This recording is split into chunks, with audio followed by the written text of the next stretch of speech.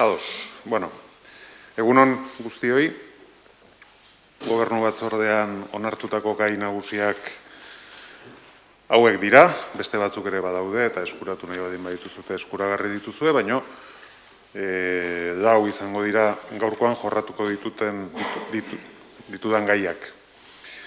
Hoietako denengoa añorga txikiri dagokiona izango ditzateke, gaurkoan plan berezia onartu baitegu, bertan egongo dan garapena aurre ikusten duena, guztira 258 etxe bizitza berri aurre ikusten dira bertan, eta horietatik 92 babes sozialekoak izango lirateke.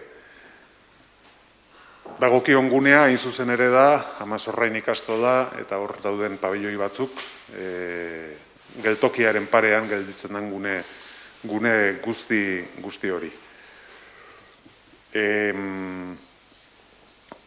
Esan beharra dago, plangintza berri honetan, ingurunearen txukuntzea aurre ikusten da, baita ere Amazorrain ikastolak beharrezkoak ditun hazkunderako aurre ikuspenak jasotzen direla, eta baita ere bertan dauden, bertan plaza berri bat sortzea eta hiri esparruko ekipamentuak ere bertan izatea.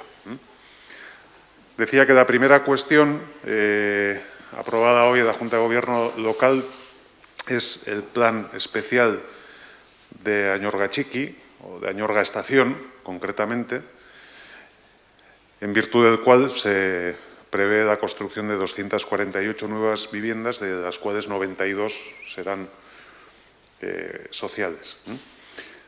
Este ámbito es, por decirlo de alguna manera, el lado de Añorga Txiki que en este momento está ciertamente desordenado, en el que están, por una parte de Ikastola Amazorrain, una serie de pabellones industriales, no todos en desuso, pero prácticamente en desuso, mirando a la estación del topo en Añorga Txiki.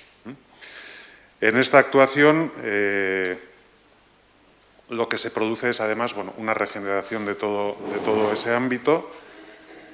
Y en lo que hemos aprobado hoy se contempla también, por una parte, de los equipamientos locales que necesita esta zona y, en especial, lo que son posibles ampliaciones de la Ikastola Amazorrain, porque durante la elaboración de todo este plan especial, especialmente se ha contado con la propia Ikastola para hacer la previsión adecuada de posible ampliación que requiera, porque el barrio en un futuro contará con un mayor número de habitantes.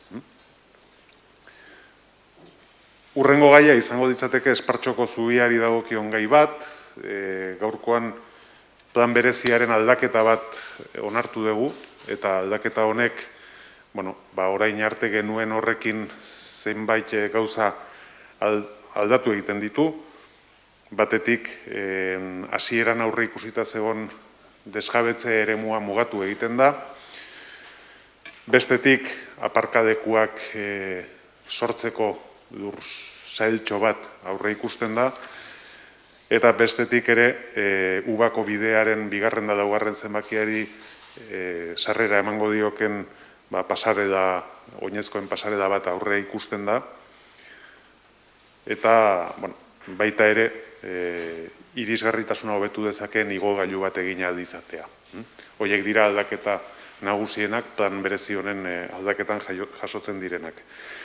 Decía que la segunda cuestión es relativa al plan especial del puente de Espartxo, en el que hoy con carácter inicial hemos aprobado una modificación puntual.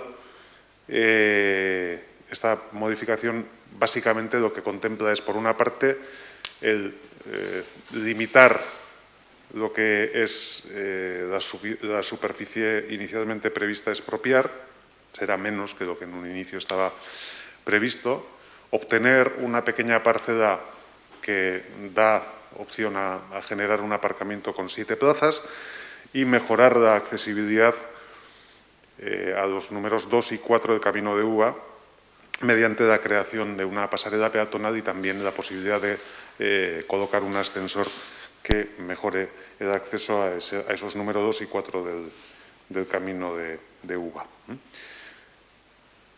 Hirugarren gaia izango ditzateke zodadurak konpontzeko hartu dugun adostasun bat, hau aldaketa bat da berez, hobetu UTEarekin daukagun kontratuarena eta sartu ditugu hainbat aktuazio oroar publikoak diren eraikinen inguruan direnak. Ikusiko dezute, zerrenda luzea da, baina osasun zentruak eta kulturetxeak dira, ez bakarrik, baina nagusiki aurre ikusten diren guneak, gune horien inguruak, nodabait esateko. Actuazio berri hauek izango dituztenak. Decía que la tercera cuestión es relativa a reparación de pavimentos. En sí, lo que hemos aprobado hoy es una modificación del contrato que tenemos con Obetu, que es quien realiza estas labores de reparación, para que hagan unas actuaciones adicionales, por decirlo de alguna manera, al contrato que tenemos, que se concentran no solo, pero básicamente, especialmente, en los alrededores de las casas de cultura y centros de salud. Hay algún otro caso más, pero básicamente la mayoría de las actuaciones son en entornos de casas de cultura y centros de salud. Eta azken gaia izango ditzateke Igeldoko Gudamendi bidean mendekotasunak tratatzeko zentroa egokitzeko proiektua hirigintza planeamendurekin bat datorrela eta ura garatzeko kokadekua egokitzat deklaratzea. Baita, ekimena interes publikoa duela deklaratzea ere. La última cuestión es precisamente la declaración de interés público e idoneidad de su ubicación, declaración que se hace desde el Departamento de Urbanismo, del Centro para Tratamiento de Adicciones en Camino de Gudamendi en Igeldo. Es una iniciativa en sí privada, pero que tiene esta declaración, primero de idoneidad de su ubicación en dicho ámbito y segundo, la declaración de interés público. Da hauek diranik gobernu batzordeari dagozkion gaiei buruz esatekoak nituenak eta hemendik aurrera, betiko moduan, hauen inguruko edo beste gai baten inguruko galderariko dima dezue, zuen txanda.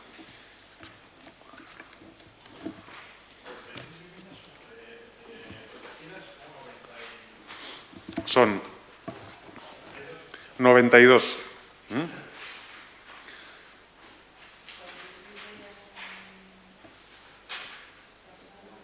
46 son de protección social y 46 protegidas tasadas.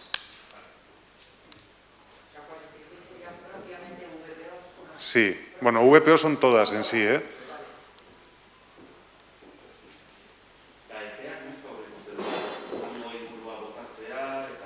Bueno, hori jabetza pribatua da, zenet hori beraiek erabaki beharko duten, noiz eskatzen duten lizentzia. Nik ez dut uste denbora asko tardatuko duenik, Zeren honetan luze daramagu lanean eta badakigu beraien borondatea behintzat hau aurrera eramatea dela.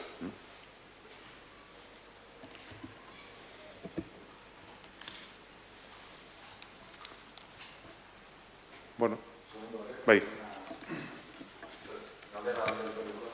Vale.